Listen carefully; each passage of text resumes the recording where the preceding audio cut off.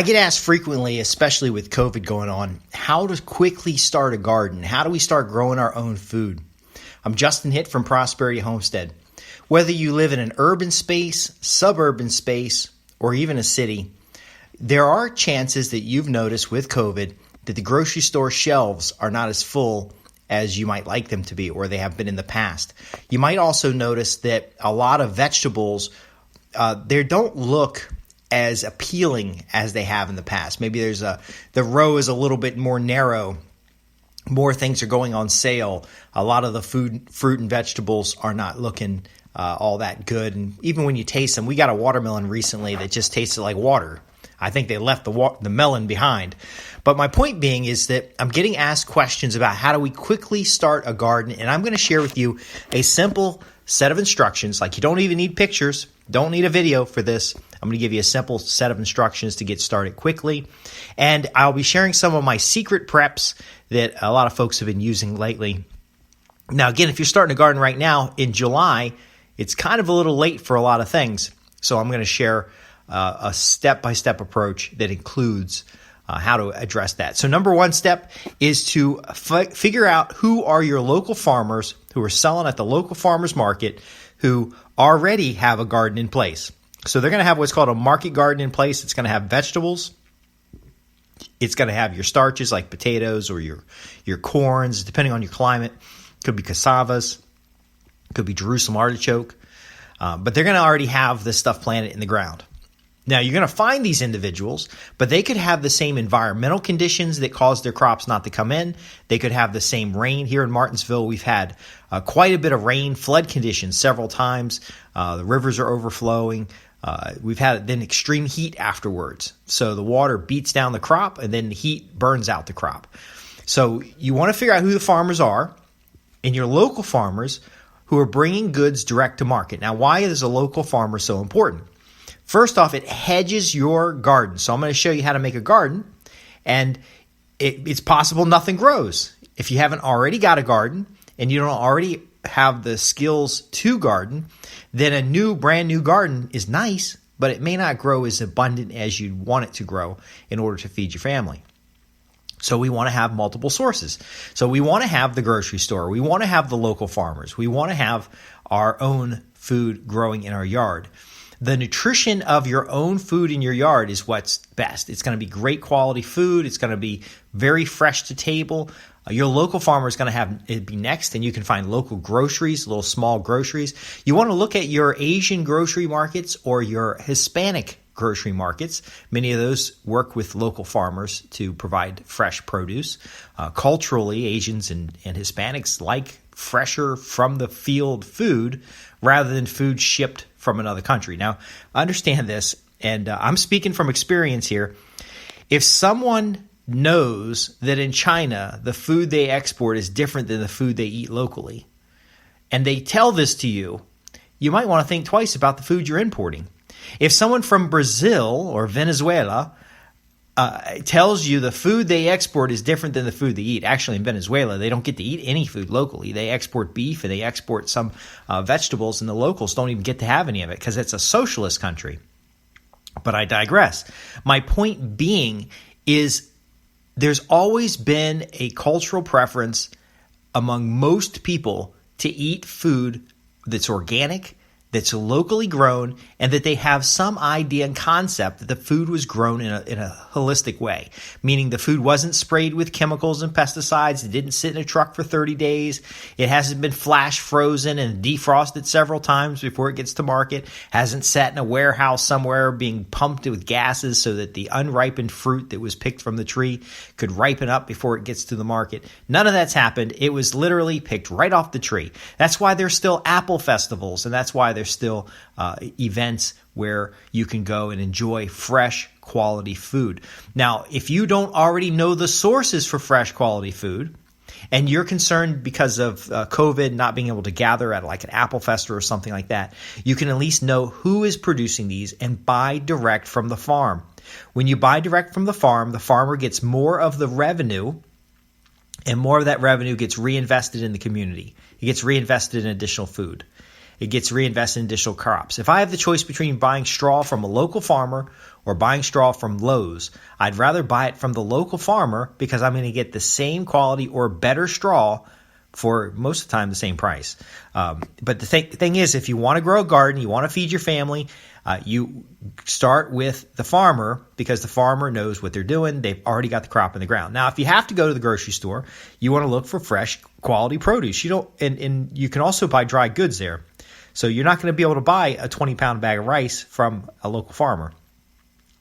So without going into a lot of detail to the concept, because I do want to share with you how to grow a garden quickly and how to get a garden set up quickly, what I'm describing to you is a good, better, and best hedge strategy.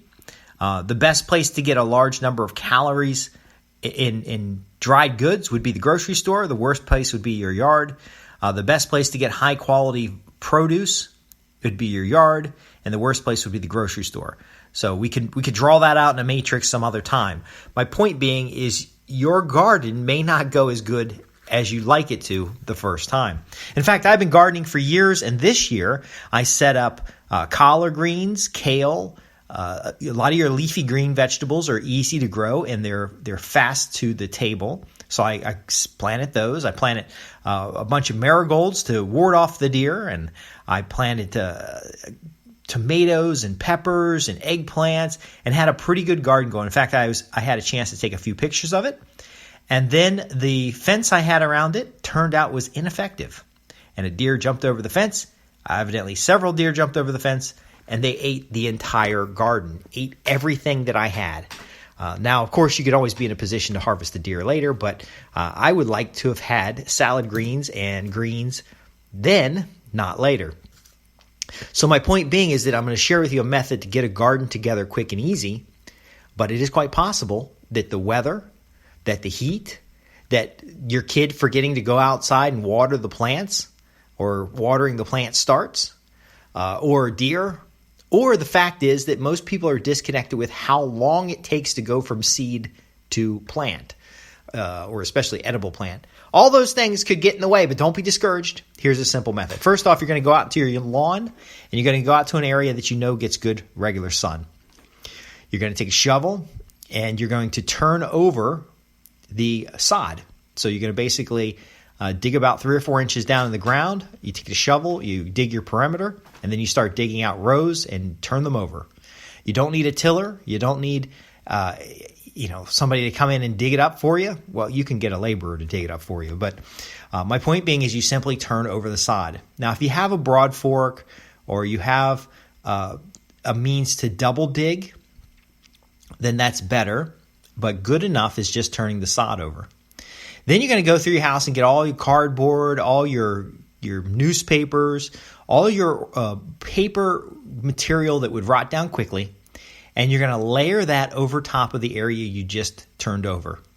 So you don't have to till, you don't have to break your back, you don't have to do anything other than just turn the sod over. The sod, with the grass side down, the grass tends to die, the root side up. Now you're covering it with a very thick layer of cardboard. Make sure you remove all the plastic and the tape.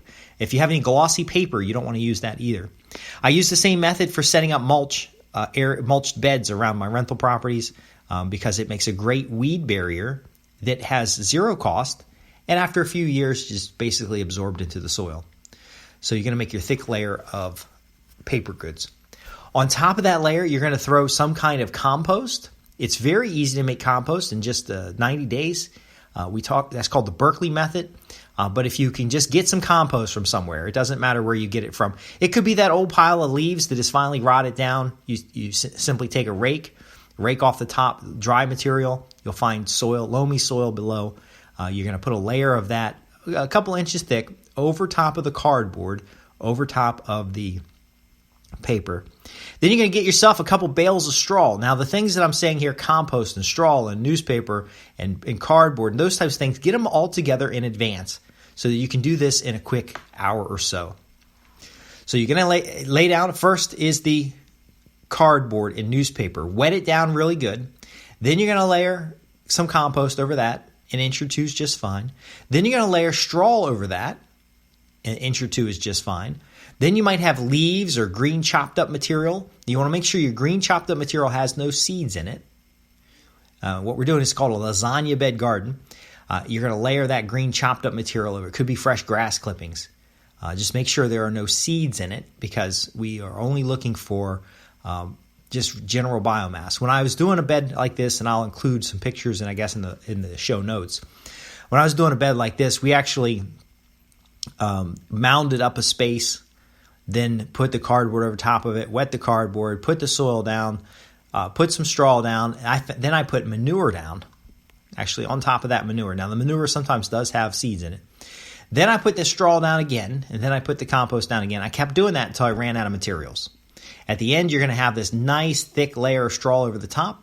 And all of what is happening here is layers of material that as they settle will be combined by worms, by earthworms. So actually earthworms are doing all the work. You're going to keep the bed moist so that it can heat up a little bit. So we're kind of composting in place. But ultimately, that is your garden bed. You can do this on a 12 by 12 area. You can do this on rows that are 4 foot wide and as long as you want to make them.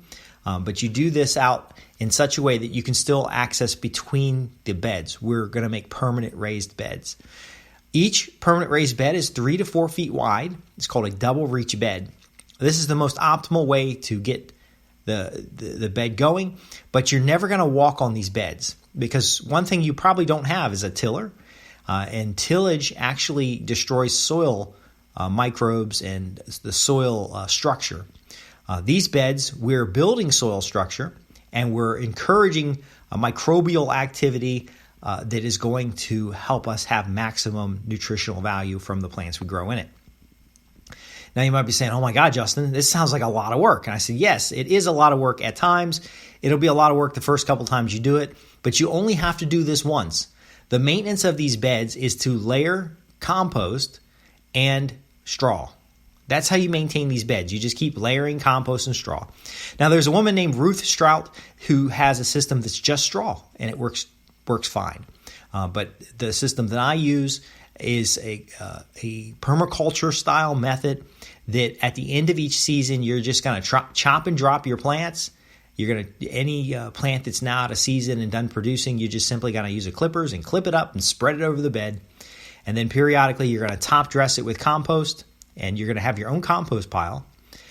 Then from the top dressing of compost, you put additional straw, and then you insert plant starts. Now, at this point, you could just run, if this is an emergency garden and you're just getting it together as a family project, you can run down to Lowe's or your local nursery, or you can start seeds yourself.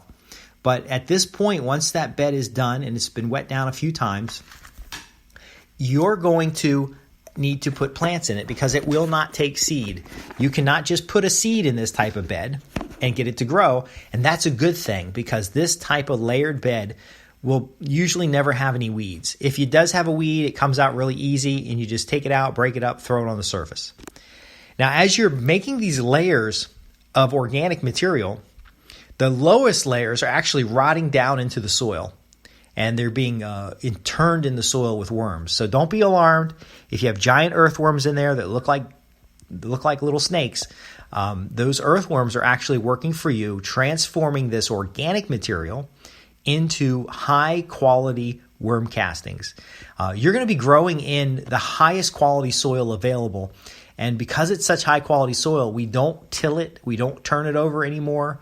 All we simply do is put plants in it. In fact, later down the line, if it ever gets compacted, you're going to uncompact it with plant roots.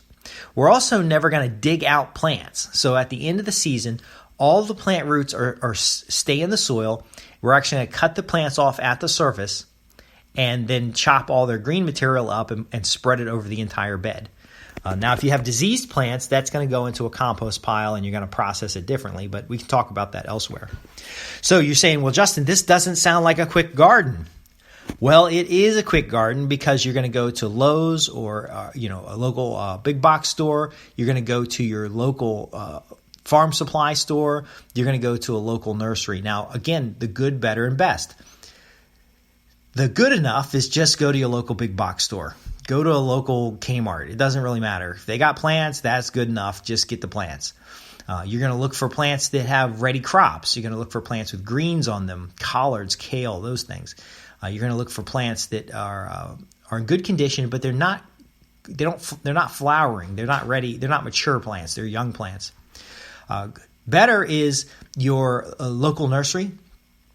A local nursery will have seasonal and other plants good for your climate. And best is to start your own seeds using a biodynamic or a biologically active compost starter that you've produced yourself, so that you know you've got maximum nutrients, and then also to inoculate that soil so that you have mycorrhiza and other types of biology in the soil itself. Now, again, it doesn't matter because you're just getting this garden together. In fact, you can even do one of these beds and just go down to the store and get your petite potatoes, those little small potatoes. And those small size potatoes are the same type of potato as the big potato. And if you weren't able to get seed potato starts, or chits they call them, you can actually just put the potatoes in an egg crate, keep them separated, put them in a window. Once they sprout, then you do the same thing. You put them in the bed, except as they grow, you're going to keep layering additional materials on, just like you built the bed, but you'll keep layering additional materials. And that's actually a way of getting good vertical space, because potatoes can be grown in a ring. So you can basically take a wire mesh, turn it into a ring that's about 3 foot across, and basically grow potatoes in a vertical column, starting from seed potatoes that you get from the grocery store or you get from a store. So this layering method is very important. Once you get these new plants, these little plant starts, you can simply just stick a small shovel or a hand trowel into the garden bed, pull it aside, put the plant in, and then basically water it in. That's how it works. As long as the plant is a little bit below the surface level of your layered bed, as the soil settles, its roots will incorporate into the larger bed. Now, here's what's very important is you want proper plant spacing, but you can have different variety of plants all close together. Let me explain how that works.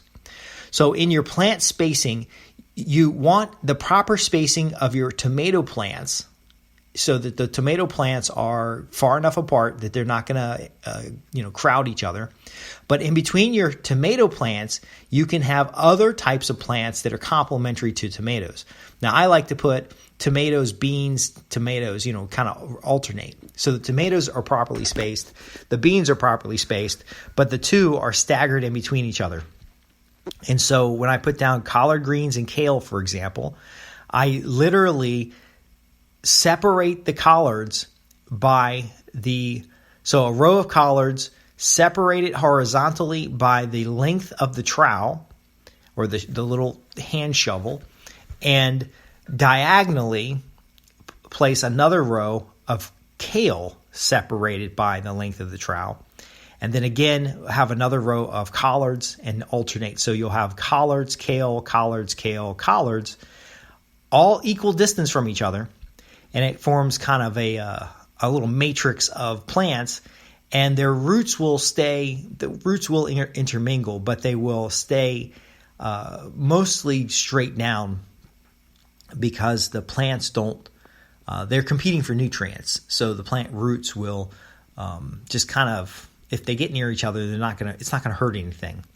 And then in between that, as you get later in the season, I might grow beans, because beans are nitrogen fixing plants, and they will feed the end of the season kale and collards, and I'll get that last burst of greens that we can eat inside. But that's really just how you do it. Now keep it watered and make sure just the soil is moist. Great thing about a lasagna bed or layered bed like this is that it tends to drain very well.